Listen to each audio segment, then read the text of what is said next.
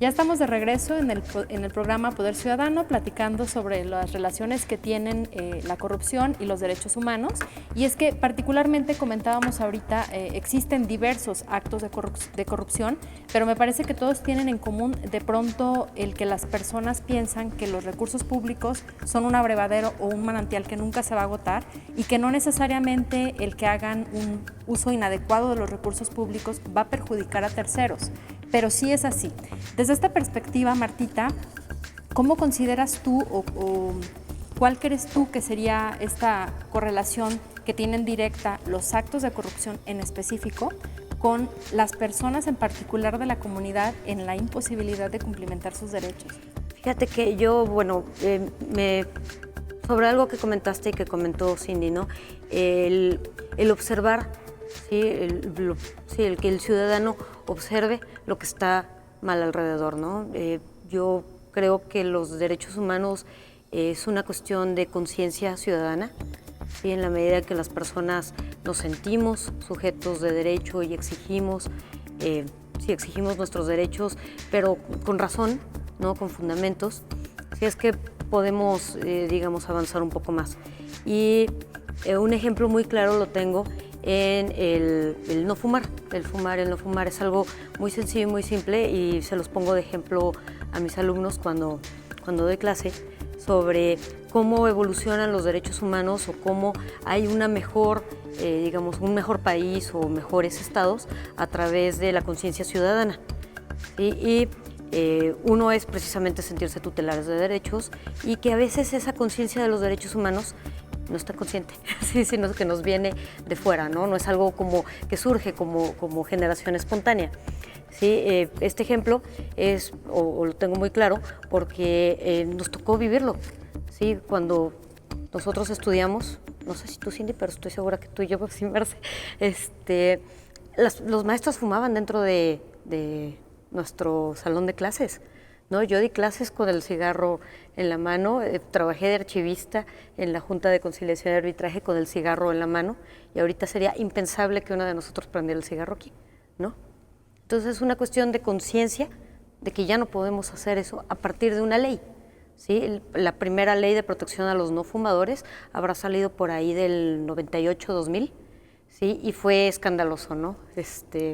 A mí me queda como muy claro el momento, porque en ese momento, porque en el extranjero era claro que la gente no podía fumar, ¿no? Entonces la gente cuando venía se sorprendía que aquí fumáramos en todos lados.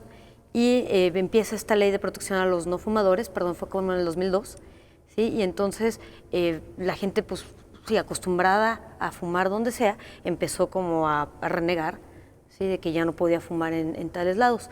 Ha evolucionado a tal grado que ya sería impensable, ¿sí? Y las personas fumadoras buscan como los lugares en los que puedan hacerlo, ¿no? Muchas incluso dejamos de fumar. Entonces, bueno, es un ejemplo un poquito burdo, sí, pero muy claro de cómo podemos evolucionar la conciencia de los derechos humanos y cómo debemos evolucionar la conciencia del poder ciudadano para evitar actos de corrupción, que, como decía Cindy, puede ser desde lo más simple, ¿no? Desde un servidor público que no hace correctamente su función. ¿Sí? No sé si saben que muchas cuestiones de mal estado de las banquetas, ¿sí? Se deben a los propietarios de los negocios, ¿sí? Que no cuidan su banqueta o que no hacen su banqueta. ¿Sí? Cuando hay una avenida nueva, empiezan a dar los permisos de construcción, los permisos de funcionamiento, y tendrían que haber hecho la banqueta y no la hacen. Entonces hay un servidor público que extiende el permiso de funcionamiento y que realmente no parece ser un acto de corrupción. ¿Sí? Pero sin embargo, la afectación que tenemos todos, ¿no? Cerca de la escuela donde yo tenía a mis hijos, no había banqueta. Entonces me llegué a caer 2 o 3 veces y me decía alguien, pues es que la culpa es de los tacones. Y le decía, no, porque una persona con silla de ruedas tendría que poder transitar por aquí, ¿verdad? Entonces, esas pequeñas omisiones sí pueden tener graves repercusiones. Y otra es la falta de acceso a la justicia, ¿no? Cuando un ciudadano puede denunciar un acto de corrupción si no ha sido, digamos, un perjudicado directo.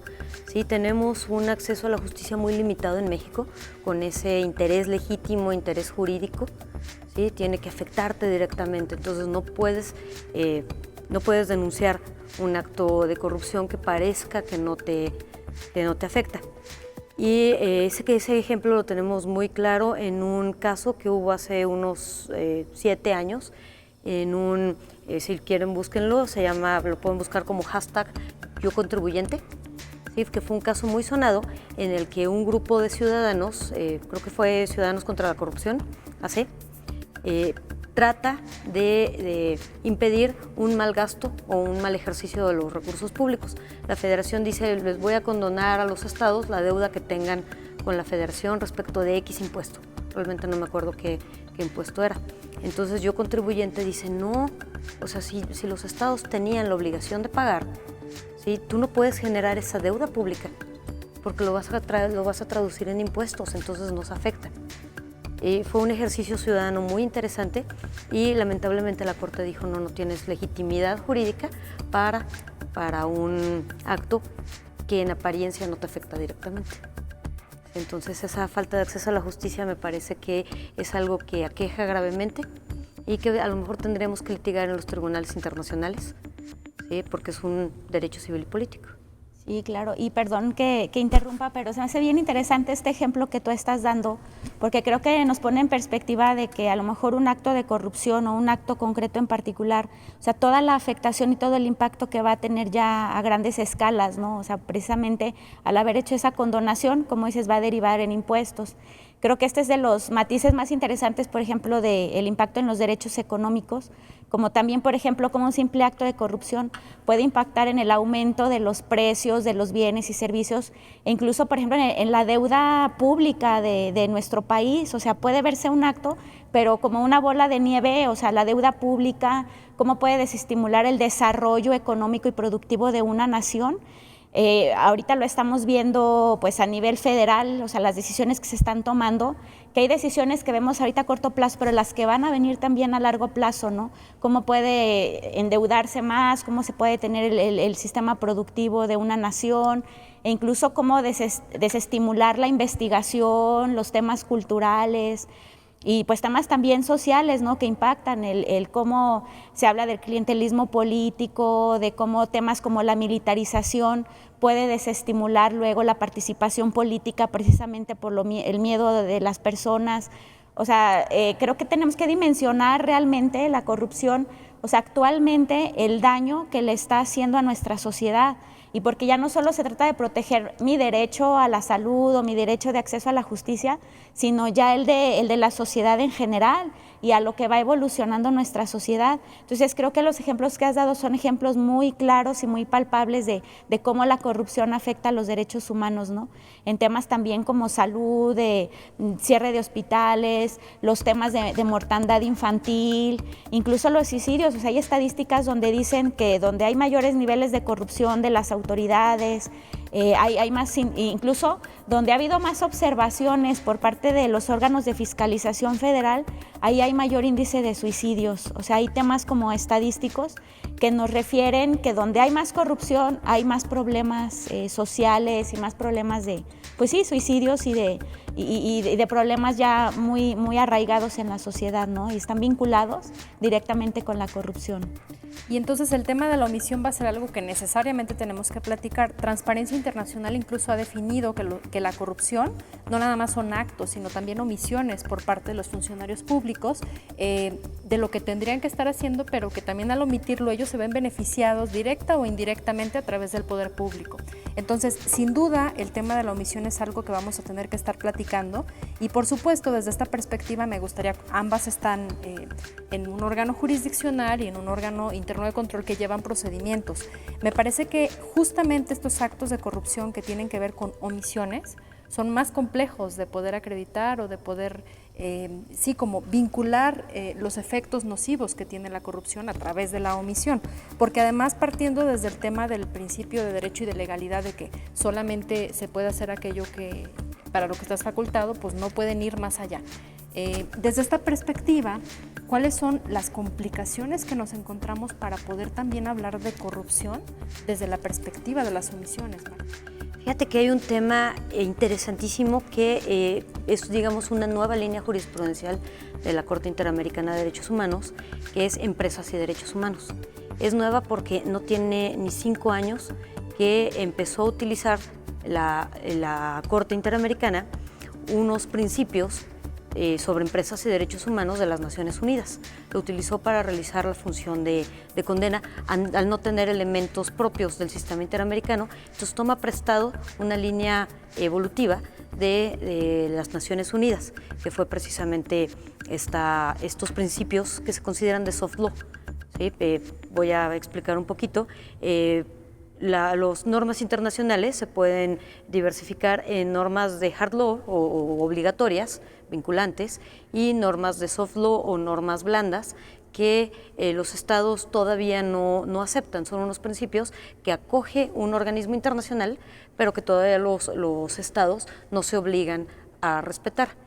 ¿Sí? Pero bueno, son líneas interpretativas y las utilizó la Corte Interamericana de Derechos Humanos porque, según la Convención, dice, bueno, todos los estados tienen la obligación de respetar, de promover, de proteger y de garantizar los derechos humanos. Las garantías implican la prevención. Entonces son dos obligaciones que van muy de la mano, ¿no? La prevención y la protección de los derechos humanos. Cuando el Estado no hace lo que tiene que hacer, cuando un servidor público no hace lo que tiene que hacer, incumple estas dos obligaciones de prevención y de protección. Y hay un caso sobre empresas y derechos humanos que fue a lo mejor uno de los primeros más graves, sucedió en la India y se llama el caso Bhopal. Se lo pueden buscar en YouTube, hay varios documentales, se escribe B de burro, pues, o B, o P-H-A-L, Bhopal. Y es una empresa que fabrica pesticidas y que utiliza venenos muy poderosos, ¿sí? Los tenía en su fábrica y la empresa no gastó casi nada en mantenimiento, ¿sí? Tenía como dos formas de asegurar que el gas no se escapara y bueno, son de esos graves casos en los que todo falla, ¿sí? Y la ciudad de Bhopal, de repente un día en la noche empieza todo el mundo a toser y a morirse en segundos. ¿Sí? Bueno, en minutos, pues el doctor, algunas personas logran escapar, entonces vemos como una violación múltiple de derechos humanos, ¿no? Desde la salud, desde la vida y posteriormente, bueno, la cuestión de la movilización forzosa. ¿Sí? Cuando las personas tienen que abandonar el lugar en el que siempre han residido por una violación grave de derechos humanos que tiene que ver con la falta de garantía de los estados de haber supervisado y de haber otorgado permisos, ¿sí? Y eso también lo vemos en México con los casos de Monsanto, de el maíz, de las construcciones en la Tierra Maya, ¿sí? en Cancún. Puede estar aquí en Calvillo con la cuestión de los pesticidas, ¿sí? Por eso hay enfermedades renales, ¿no? Hay otra cuestión, y eso no se ha investigado, ¿sí? Por falta de recursos o por falta de observancia. Entonces, bueno, sí, esa cuestión de corrupción, tratándose de empresas y derechos humanos y de empresas transnacionales, y también son de las nuevas cuestiones en las que se ha puesto el ojo en materia internacional y que creo que a nivel nacional no nos estamos ocupando tanto. Muchas gracias, Marta. Con este comentario nos vamos a ir a un corte para que se queden haciendo esta reflexión de estos ejemplos internacionales, pero también en lo local, de cómo la corrupción afecta de manera determinante la materialización de los derechos humanos.